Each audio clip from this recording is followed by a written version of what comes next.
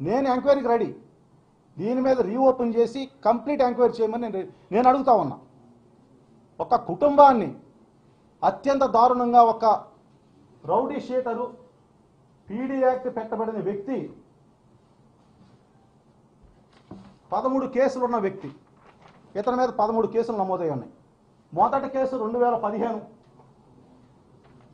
Bheemili police station, రెండో case 2015 అరిలో police station, మూడో case 2016 port town police station, నాలుగో case అరిలో police station, ఐదో case life మన కన్విక్టెడ్ కౌన్సిలర్ని చంపేసిన కేసు 2019.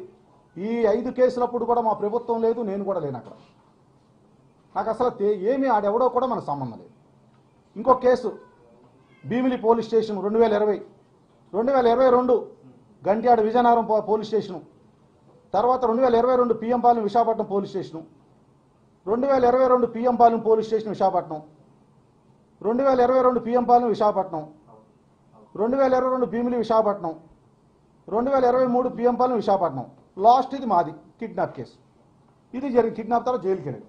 ఇంకొక విషయం ఏంటంటే, కిడ్నాప్ జరగక ముందు 15 రోజుల ముందే ఇతని మీద పీడీ యాక్ట్ ఓపెన్ చేయడానికి ఫైలు పోలీస్ స్టేషన్లో ఈ సిపి గారికి వెళ్ళింది.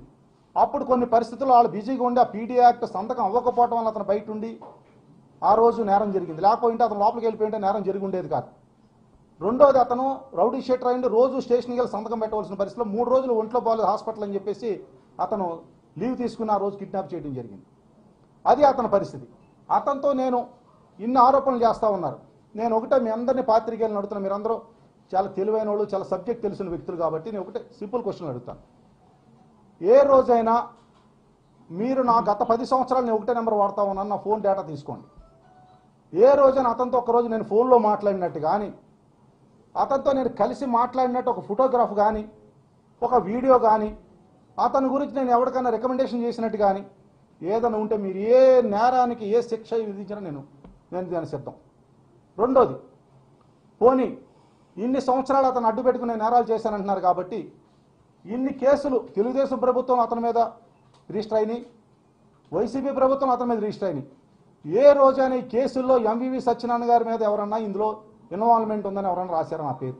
పోనీ ఎంపీ అయితే నా మీద భయపడి అనుకోవచ్చు. ఎమ్మెల్యే నేను ఎంతమంది 2019 ముందు ఆ గవర్నమెంట్లో ఎవరన్నా నా పేరు రాశారా? కేవలం అతను చాలా క్రిమినల్ మైండ్ ఉన్న వ్యక్తి కాబట్టి అక్కడ శరత్ అనే మా అబ్బాయి ఒక్కడే ఉంటున్నాడని గమనించి అతన్ని బంధించి శిక్షిస్తే డబ్బులు వస్తాయని కేవలం ఒకే ఒక ఆలోచనతో ఆ రోజు అతను చేయడం జరిగింది.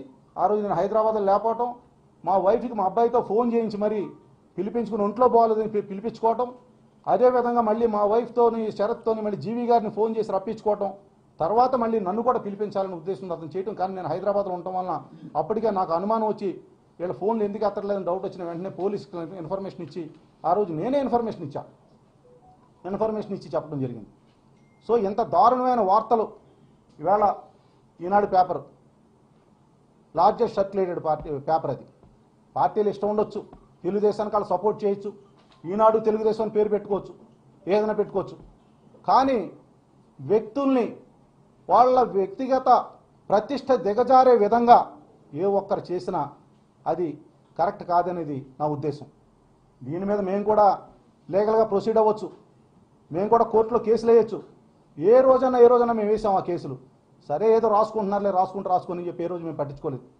మొన్న నిన్న ఈరోజు కంటిన్యూగా రాష్ట్ర వ్యాప్తంగా అంటే ఎంవివి సత్యనారాయణ 27 సంవత్సరాలు 1997లో ఇక్కడ నేను బిజినెస్ స్టార్ట్ చేశాను. 100 అపార్ట్మెంట్లు ఇక్కడ కట్టాను, నేను హైయెస్ట్ అపార్ట్మెంట్స్ కట్టాను. ఏ ఒక్కరోజు నా మీద ఏ ఒక్క కన్జ్యూమర్ కానీ, ఒక కస్టమర్ కానీ, ఒక ల్యాండ్ ఓనర్ కానీ నా మీద కేసు ఫైల్ లేదు ఎక్కడో కూడా.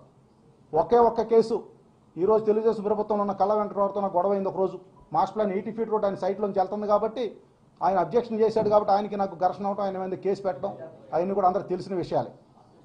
అంతే తప్ప ఏ ఒక్కరితో నాకు ఘర్షణ